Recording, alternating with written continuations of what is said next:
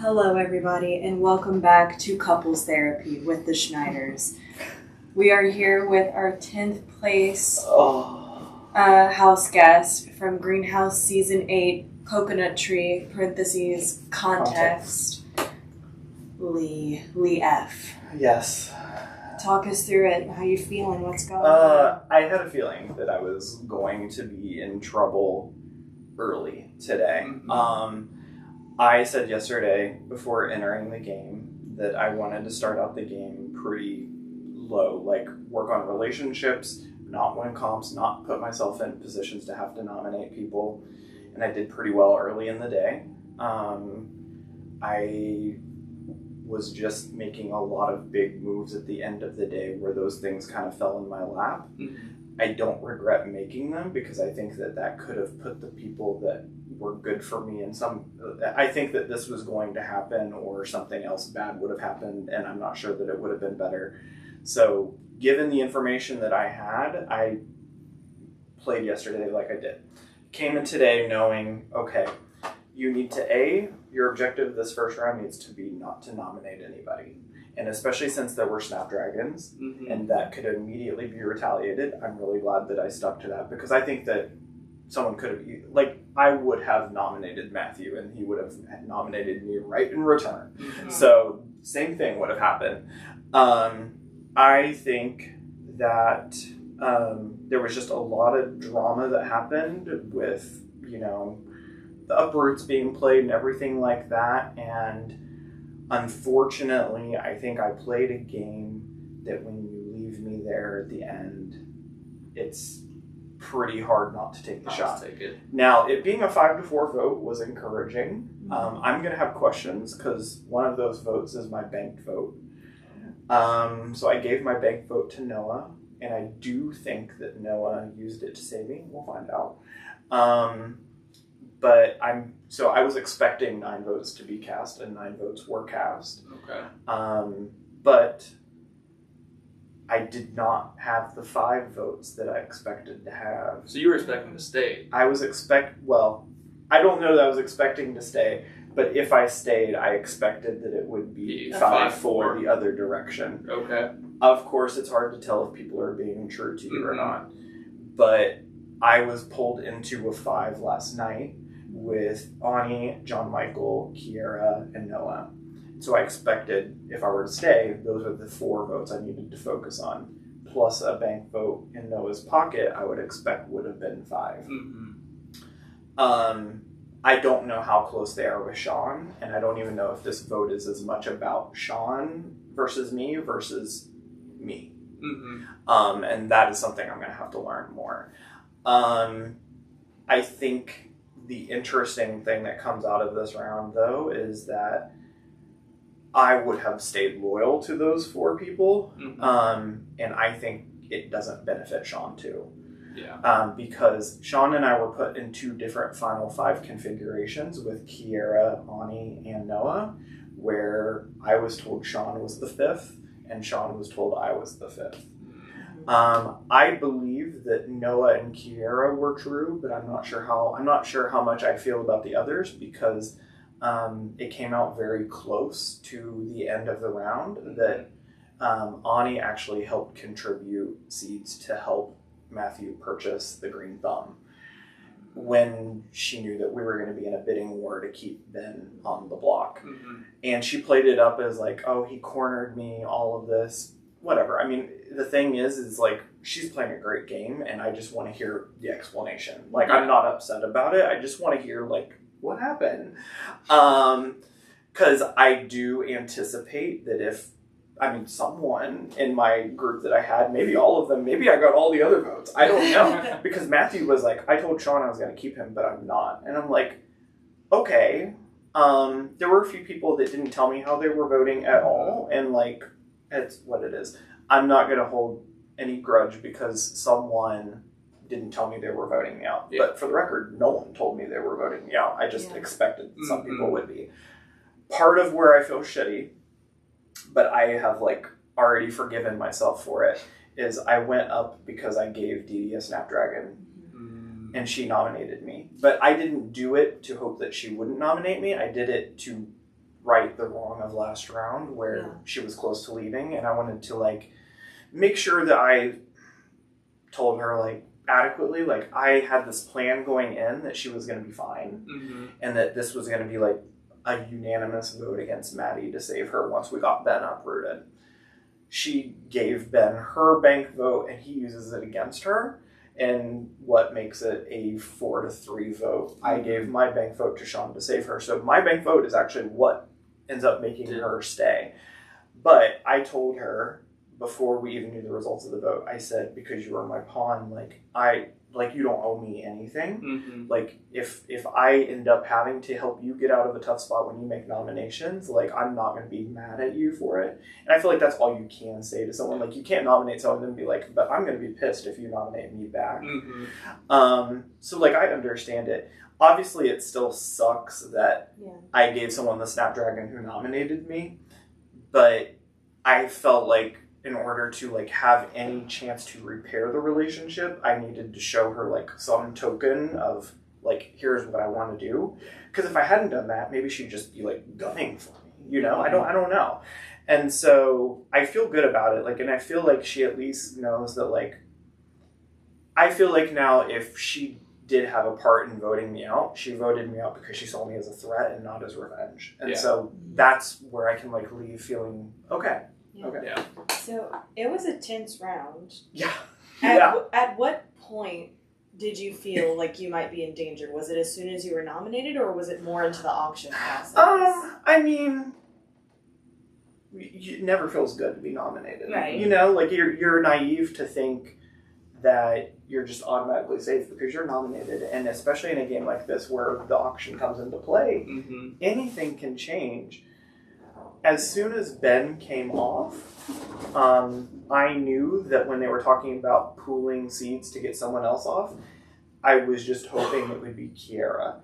And the reason for that is Sean and I think, were closer in the game, but I knew I had a better chance to stay against Sean. Like if I was up against Kiera, no shot I was staying. Yeah. Because I think that my alliance would have chosen her over me, for sure. I don't know how the other votes would have fallen, but I think Kiera would have stayed. So my priority was just to make sure that if we were pooling seeds in a certain direction, it was Kiera, to at least give myself the best chance of possible of staying. And I tried to campaign for the votes and position myself, and I really felt like if I stayed, I'd actually be in a kind of decent place. Like the pitch that I made before I left, because you're definitely seeing the sides form, a 5-4 vote. Shows that there are different interests. So even if you voted me out because you see me as a threat, there are 4 votes that said they did not want that to happen. And so I think that's really interesting. And I pitched myself, especially once Matthew bought the green thumb, like a lot of my allies were freaking out. And I said, well, I think one thing to think about is if I'm still in the game and he's using a green thumb, like I am a big threat in front of many of you. So I really tried to pitch myself as a shield. And I think I made about as successful without it being successful of a pitch as possible. Like I think I pitched everything I could. I don't think that there's extra information I could have given. I think I did everything I could, but I definitely felt in danger, I think, once Ben had enough seats to uproot. Gotcha. So with the vote coming in a little bit different, I know you said you knew you were pretty much at risk and it was going to be probably 5-4 no matter what. Yeah. But with the vote going a little bit different than what you expected, who do you think is running the show right now? You know, I think it has actually changed a little bit. I think it's changed a little bit because I think, and I think, you know, there's a really good TED Talk I watched once. It talks about leaders and followers, and I think that it's the most important message that it said is the first follower is actually the greatest leader. And I think that Ani is actually playing a really fantastic game because I think there is a power struggle. Like I think that Noah is very firmly over here. At least this is my perception. I think that like Matthew and Lee and that contingency are over here, like they really pulled together those seeds, but something happened with Ani being able to contribute a seed, and something happened where I didn't stay. And like, if that group really wanted me, now if they just said, hey, we think Sean is the better ally for us to keep in. Mm-hmm. I just don't think that's what happened. Yeah. Because I think if that alliance was really sticking together, I think that they would want a bigger threat ahead of them at Final 9. Like, I don't think that Final 10 is when you say, our 5th person is too big of a threat, let's go to number 6. Yeah. I don't think that, again, I could be, like, very foolishly wrong, but that's at least how I perceive it. So the only thing that tells me is that the person who is actually, like, the first follower, the person that's willing to, like, fly on to something else, and I think that's Ani. I think that she didn't accidentally give her seat to anyone. Yeah. She's not, you know, she wasn't cornered. She does what she wants to do, and she's very strong. Mm-hmm. Ani is the person who concocted full blown. She's the one that concocted with me the Venus flytrap plan on Sarah Cat. She's the one that first approached me to even see if I'd be willing to talk to other people to do it. Mm-hmm. And then when I said, yeah, let's do it, she helped me collect the people. Sean helped collect the people as well. And then we had it. I only took it because my allies were, no one was speaking up when they said, who wants to do it? I had no power, and I was like, this is my chance to at least show, like, a lot of people, I'm not going to take you out of the game when I have the smoking gun. Yeah. And so I felt like it was a good opportunity for me. And I think actually doing the Venus flytrap assured me to get through last night. Like, I was making it to day 2 because of that. Yeah. I think no matter what. But I knew that as soon as the jury ramps up and people start to, like, sleep in their thoughts, I think you start to think about, like, how does my game need to change? And it's hard because, like I said in my speech before the banishment, my game has been, this is, if you know me, you know this is very weird. My game is not usually very out in front. Like, I love to play, like, a physical game and, like, win a lot of comps, but I'm usually, like, a very, like, lying, scheming. Like, I will tell someone to their face, I am voting to keep you, and then not do it. I will tell someone to your face, I'm not nominating you, and then immediately do it.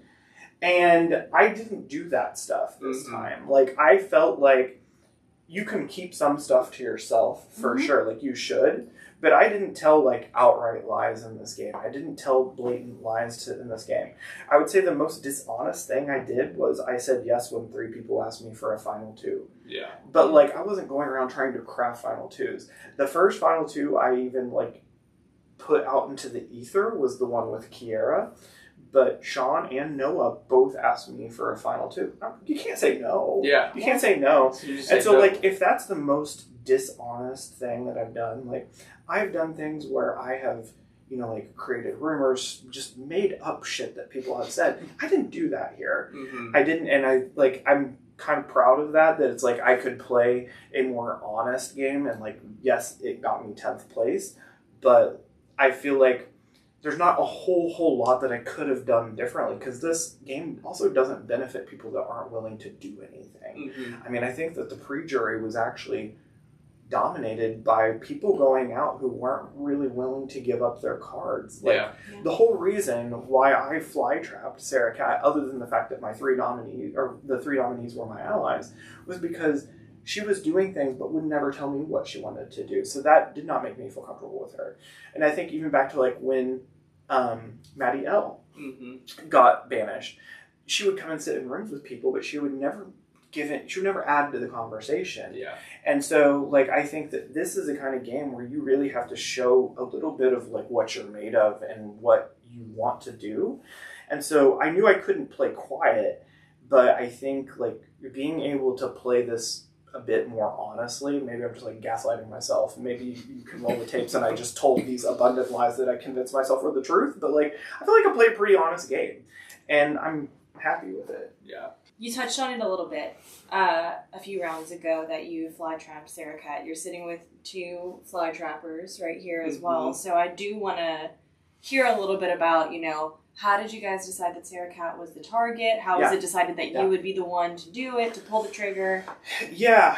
Well, and the funny thing is I've been a part of both fly traps this season, which is wild. But I don't feel like I was the mover on the first one.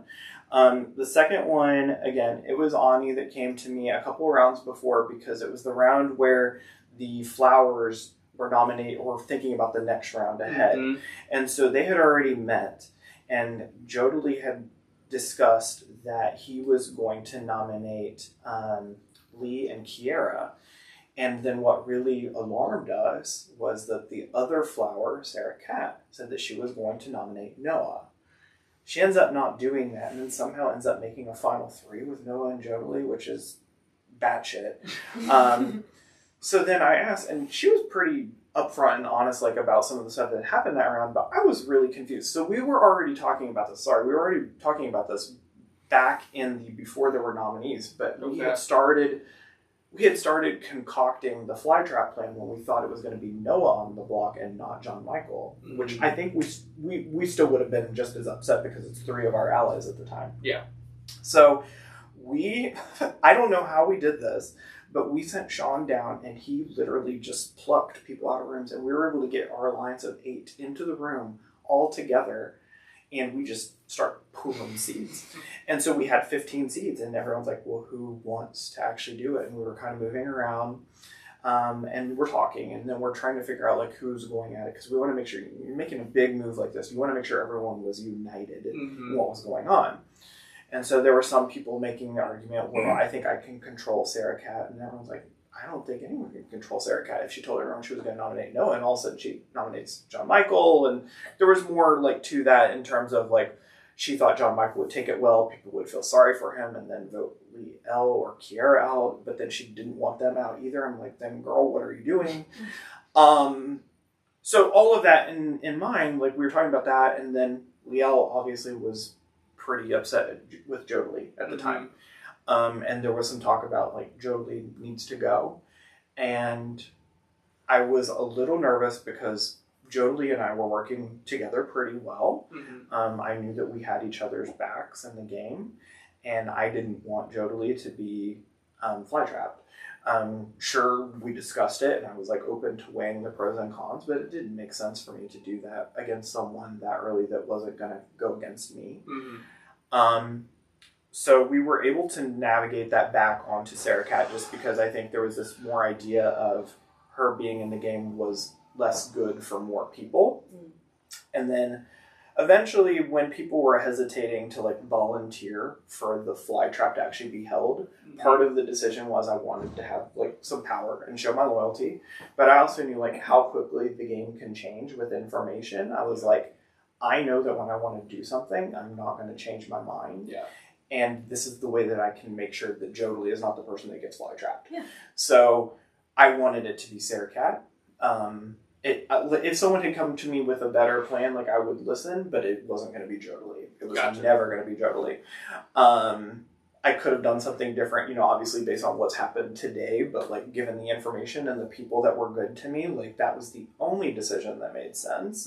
And I think it was one of the bigger moves of the game. So like, I think what I can like pride myself in that moment is it is not just the fly trap that makes that happen, but I was a big piece of bringing together an alliance of 8, which sounds crazy that you have an alliance of 8, and then you almost have to wonder like, was this actually an alliance of 8? Well, we made it to 8 out of 10. So like, it had to be a thing.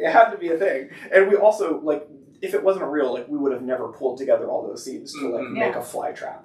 But it took a round 2 bringing together of 8 people who just voted in different houses, by the way, and establish some trust under this idea of we didn't want a house versus house thing, but still get everyone else to think we want a house versus house thing. And to get 8 people in an alliance, which is like, if you watch Big Brother, if you watch any of the stuff, and then you hear people talk about big alliances are terrible, don't do that. Don't ever try to do this again. If you're watching, never try to do this, because it just worked because the people worked. And getting 8 people to final 10 who never ever made a move against each other until final 10 is like fucking fantastic. And so, and I don't think the move would have been made against me, like, if we had other options. Like, I think if Ben was up there, I do believe that Ben would have left.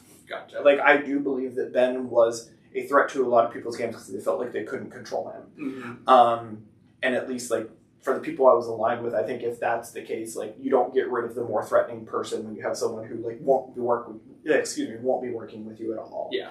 So, like, I think that, that is just like the way that the logistics of the puzzle of the greenhouse works out, is that, we lucked out time after time after time, and we're able to help keep each other off. And the one time we got all three of us nominated, we were able to have all of our seeds and fly trap the fuck out of that round. That's awesome. So that makes me feel like I got such a full experience in the greenhouse. It's like, yes, I would love to win. And like, I think if I had gotten to the end, I would have won, like, no question. I just think I would have won, because I think the way I was playing, I don't think I would have changed up like the honesty or anything today. Like, I think that I would have made sure like the jurors felt good with me. I think the only juror that I would have like been upset about how I handled it was Maddie. But I think that like time heals things, and I think that would have been like the easiest thing to fix in terms of the jury management. But I mean, they made a good move, because I think that like I told them, I had a very out in front game. They knew my game, and it's hard to deny the game I played, and I feel very proud of it. So we're here. We're at couples therapy. Speaking of couples, who is your soulmate in the game? Who is the one? You mentioned 3 different final 2s that you agreed to, none of which you really reached out about, but who was the person you trusted the most in the game? Who was your one? Depends. You give us one. You get one.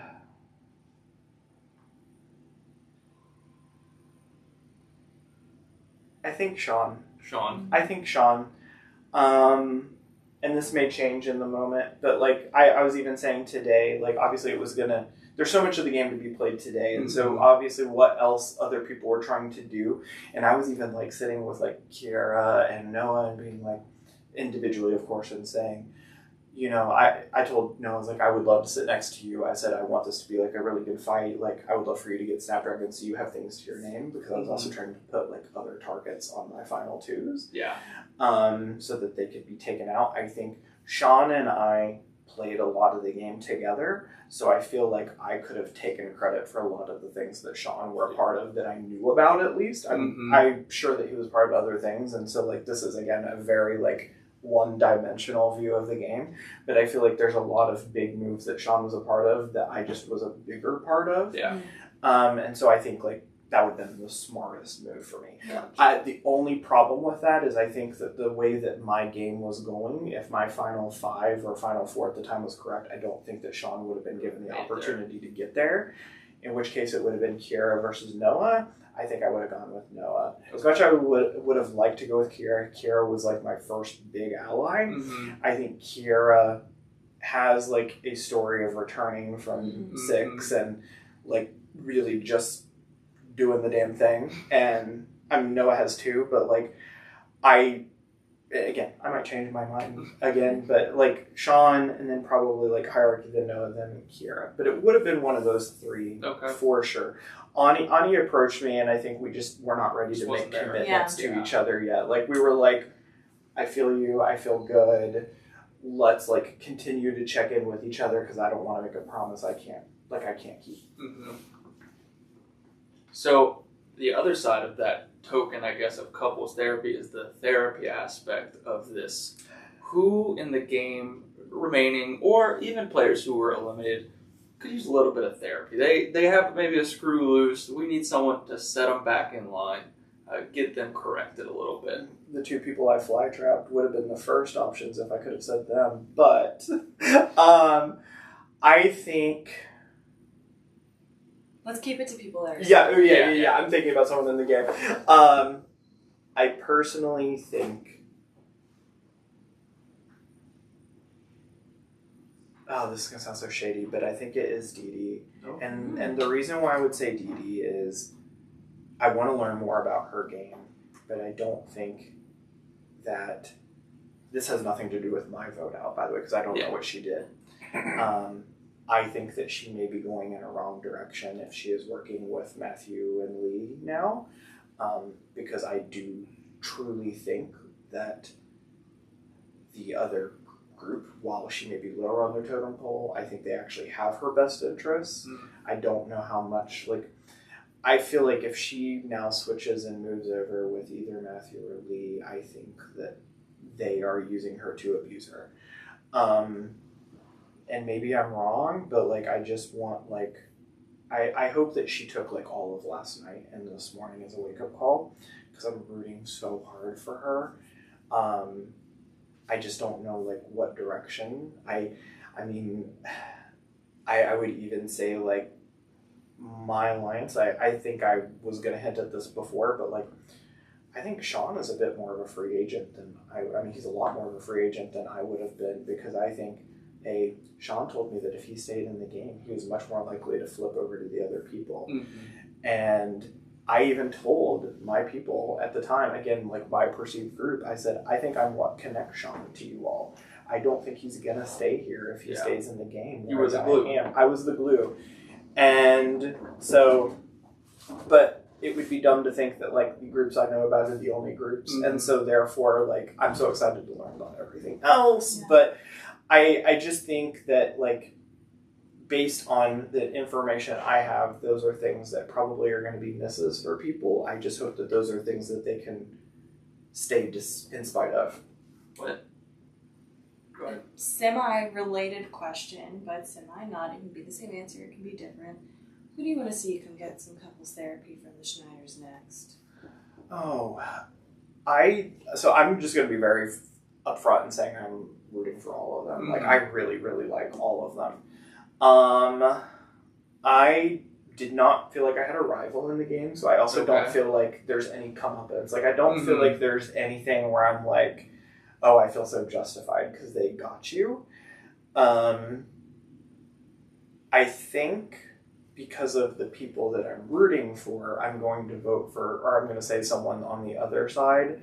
So Matthew won't be next because he has the green thumb. I think I would probably like to see... I think I would probably like, well... and it's hard because I'm thinking about where I think things are actually going to go. And it doesn't have to be most likely. Just who do you think you want to come? Oh. Who do you want next? Just based on who I want to come next is I would actually kind of like to see Ben come out of the game. Okay. I really like Ben, but I think that he's going to be this continual like joke target, or like, or they're just going to keep targeting him until he leaves. Yeah. Which is rootable for him, but I would be more interested to see him come out of the game so they have to focus on something else. Yes. Yeah. Interesting. Well, Lee, as always, we have one more question. Oh, go ahead. Sorry. No, you ask it. The question that you forget every time you ask I don't know what you're saying, so go ahead. We have a question that ties back to the intro. Yes, tying back to the intro. So early on we asked you, give us what's going to be more, bark or bite. So what do you think in the game was bigger for you, your bark or your bite? Well, I think my bite.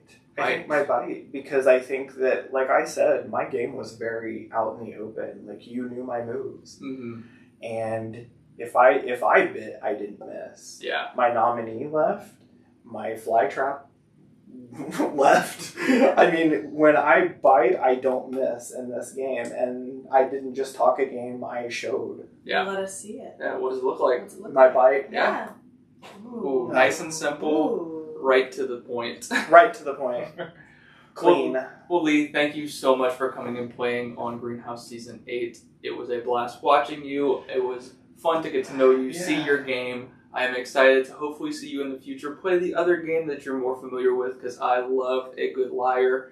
But in this game, it was also phenomenal to watch you play. The fly trap was fun. Everything was fun. I'm sure we would be thrilled to have you back at some point in the future. Yeah. This has been a wonderful therapy session. Do you have anything else you'd like to say to the people watching at home? No, thank you. And also, like, I'm okay if you think that you watched me and you're like, that's not the Lee we know and love and we're worried. I'm fine. I did say coming into this I was going to practice Zen mode, and they never had to, like, activate the final act villain, so that's probably good. People change. People grow. change and People grow. grow. Do you know, like, the Bridesmaids scene, like, where they're like, I think people are growing and changing, and then they, like, keep stealing the microphone? Yeah. We're, like, changing. We're kind of staying the same. That's what it reminded me of. Well, thank you so much for joining us for another episode of Couples Therapy. We will see you next time.